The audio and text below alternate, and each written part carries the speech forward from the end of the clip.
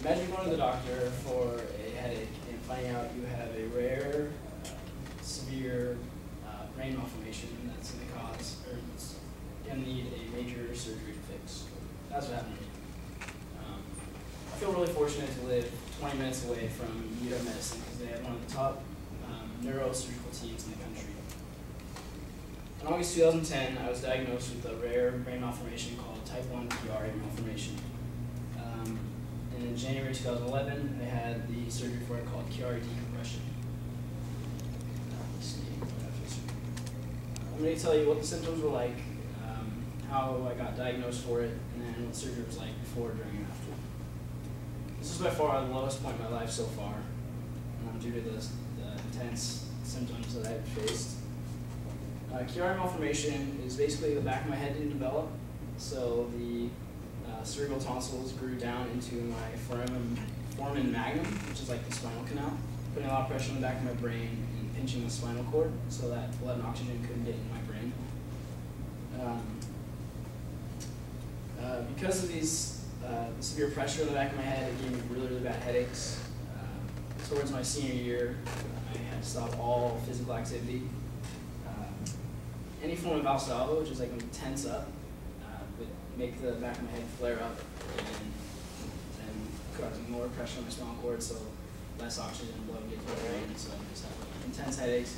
And so I feel like I wanted to black out all the time, which like I did when I was expoing at Earl's in Bellevue. I was yelling at all the people running food, and I literally just like blacked out and taken me to the hospital. The malformation also caused me to have severe sleep apnea, which in normal sleep apnea is like blocked airways, but my brain, the pressure in my sleep center just told me to stop breathing when I sleep. And the only way to stop that was a sleep mask. So that basically made me want to get surgery, because it could have killed me at any sleep, I guess.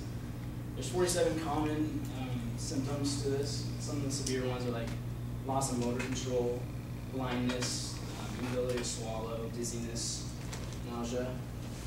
But once I had enough of these symptoms, continually getting worse, it was time to figure out what was going on. First step was to see a physician about the symptoms.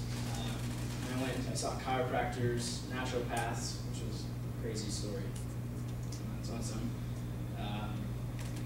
physical therapists, but nothing really worked. Finally, I got a computed tomography scan, or CT scan. Basically, put some dye in my blood, and I sat to sit in this, I don't know if you can go on the MRI or anything, but I laid in this thing for about 20 to 30 minutes and took a bunch of two-dimensional scans, and it puts it together so they can see like my brain matter and everything in my head. After I got the scan results, I found out I had Chiari malformation type 1. The next step was deciding whether surgery was the next step for me or not. I felt really lucky with my symptoms because halfway through my surgery, Dr. Ellen Bogan in our review came out to my parents that I was really lucky. He had done about 200 to 300, or he said like 270 was his number at the time. And the worst he'd ever seen was the tonsils. The brain had grown 13 millimeters down the spinal canal, and mine was 18.5 millimeters down.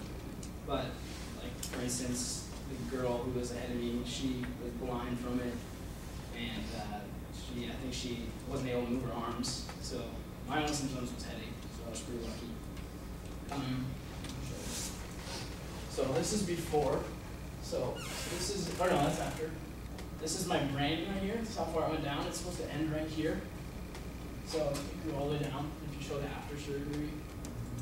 So after surgery, it moved back up to here and made more space. And this is like 2 months after, so that scar tissue is still healing. If surgery is the step to take, you gotta see if I got 4 opinions. So I recommend getting a lot of multiple opinions from different surgeons. I also felt really fortunate because the first 3 surgeons I saw, they said that basically the surgery would just make it so it wouldn't get any worse, so I wouldn't get the further symptoms, that they couldn't make it any better. And my dad just so happened to be talking to his buddy who was a doctor at Children's Hospital, and he said he had a friend there that actually specialized in Chiari malformation.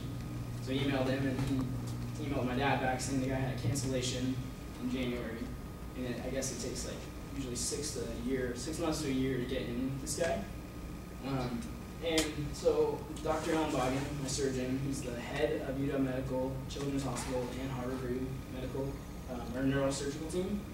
He created this surgery for this like specific surgery where normally they just open it up, make more room in the back of your head so that it's not a bad pressure, but he used electric probes and shocked my brain to push it back up, and then made more space so that now I have no symptoms. So after 8-hour surgery, 8 days in the hospital, 2 months of laying in bed, I'm 100% better. I can work out, play sports, laugh without getting headaches. So that's pretty awesome. So now you know what it's like to have a brain malformation, some symptoms, getting diagnosed for it, getting the surgery, and pretty fortunate to have such amazing medical centers just